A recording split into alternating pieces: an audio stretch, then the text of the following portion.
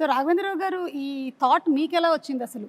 ఈ సినిమా ముందు జగదేకవీరుడు సుందర ముందు వరుసగా 3 సినిమాలు ఫెయిల్ అయినాయి. ఒంటరి పోరాటం, రుద్రనేత, అగ్ని అయిపోయింది. రాఘవేంద్రరావు పని అయిపోయింది. నెక్స్ట్ సినిమాలు చేయడం.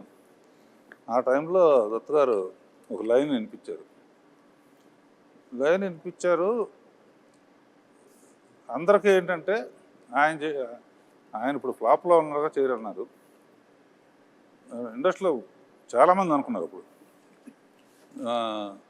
అది చేయటానికి చాలా ధైర్యంగా ఫ్లాప్ అయినా సరే నేనే చేయగలను అని చిరంజీవి దత్తు గారు ఒప్పుకున్నందుకు ముందు ఇట్స్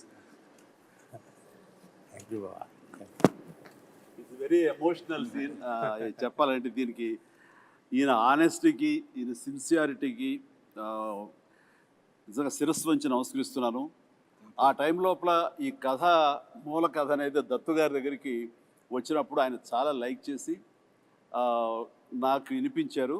నాకు అయిన తర్వాత మేమంతా కలిసి డైరెక్టర్ గారు రాఘవేంద్ర గారి కదే అనుకుంటుండగా ఆయనగా నేను కానీ కొంతమంది బయట నుంచి ఆయన ఇప్పుడు ఇదిలో ఉన్నారు, బాపయ్య గారు బెటర్ కదా, లేకపోతే ఇంకొకరు బెటర్ కదా అని అంటుంటే అస్సలు ఇద్దరు తిరగబడ్డావు. ఇలాంటి సలహాలు ఇవ్వకండి మీకు. అండ్ మాకు అటు ఈయన ఉండాలి, ఇలాంటి కథకి, సోషియో ఫ్యాంటసీకి, అటు మా ఇద్దరిని జస్టిఫై చేయడానికి, ఆ రిచ్నెస్ కనబరచడానికి the one and only director Raghavendra garu తప్ప ఎవరి వల్ల కాదు. రాఘవేంద్ర గారు వద్దు అనుకుంటే టోటల్ సినిమా వద్దు అన్నారు. ఇది నేను చెప్పింది. అలా జరిగింది మా ఇద్దరి మధ్య డిస్కషన్ అండి. ఇంకా అక్కడి నుంచి మీరు విజృంభించారు. ఇంకా